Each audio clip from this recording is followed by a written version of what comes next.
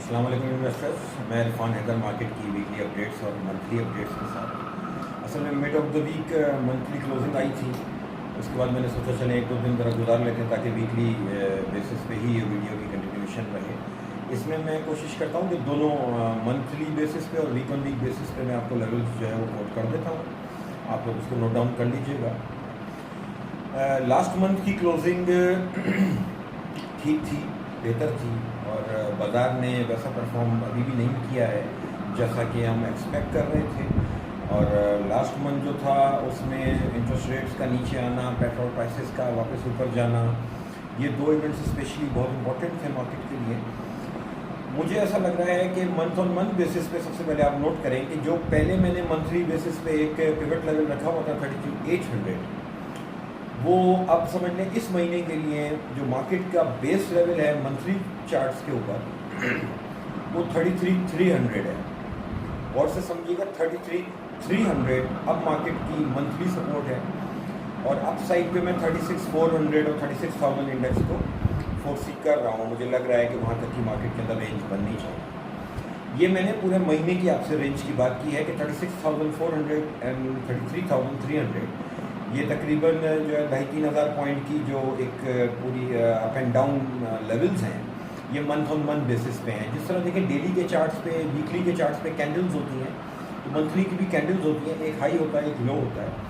तो ये बस ध्यान में रखें कि नया मंथ स्टार्ट हुआ है और स्टार्ट होने के बाद जो आज की सबसे इम्पोर्टेंट बात है वो ये है कि मुझे आज पहला जो है वो वीकली क्लोज मिला है 35,000 के ऊपर।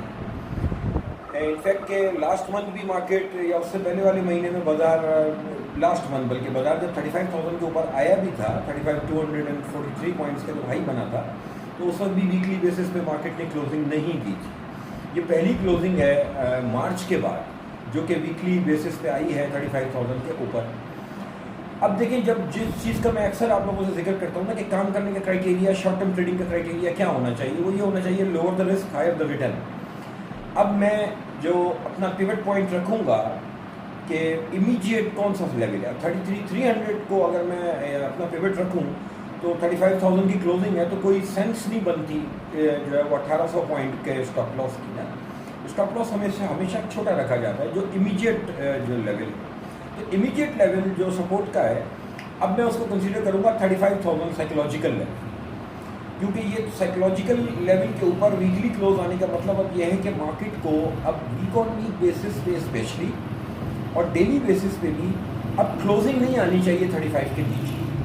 ये सिग्नल होगा इस बात का कि हम अपसाइड मूव की तरफ अभी हैं और अभी हमारे न्यू हाइज बनेंगे। 35,050 मार्केट क्लोज हुई है। अब अगर मंडे को एक दफ़ा मार्केट 35,000 को ब्रेक करके दिखाती भी है और वापस अगर क्लोजिंग उसकी डेली बेसिस पे क्लोजिंग ऊपर ही आ रही है, तो मैं इस बात पे स्ट्रॉन्ग रहूँगा कि मुझे बाय साइड पे बैठना है और क्लोजिंग बेसिस पे अपना स्टॉप लॉस रखना है 35,000 के लो अगर क्लोज होता है। अदरवाइज़ मैं कंफर्टेबल बैठूँगा।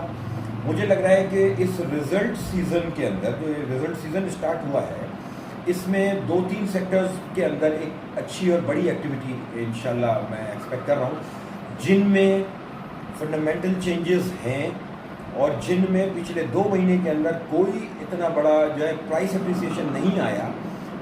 आपने देखा कि 1 जुलाई को ही उन सेक्टर्स के अंदर एक रिफ्लेक्शन आई है और मैं इस रिफ्लेक्शन की कंटिन्यूएशन देख रहा हूँ।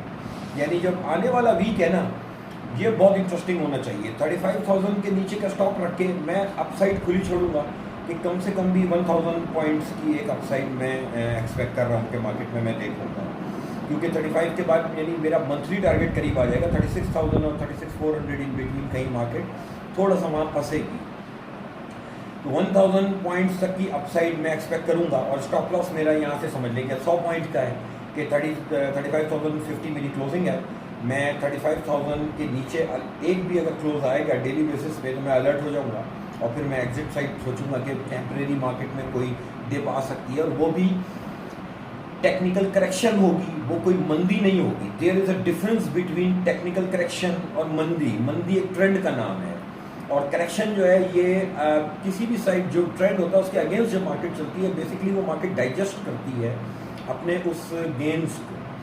तो जो गेन्स भी मार्केट थोड़े थोड़े ले रही है उसमें अगर कोई करेक्शन आती है और क्लोजिंग वापस 35 के ऊपर आ रही है तो मैं बहुत कंफर्टेबल हूँ और मुझे लग रहा है कि आने वाले जो 1 वीक और 2 वीक जो होंगे वो मार्केट के लिए बहुत मज़ेदार होंगे। मार्केट में वॉल्यूम्स आएंगे और अच्छे बड़े वॉल्यूम्स होंगे बाजार के अंदर और प्राइस डिस्कवरी मिलेगी इंशाल्लाह, न्यू प्राइस एप्रिसिएशन नज़र आएगी सेक्टर वाइज।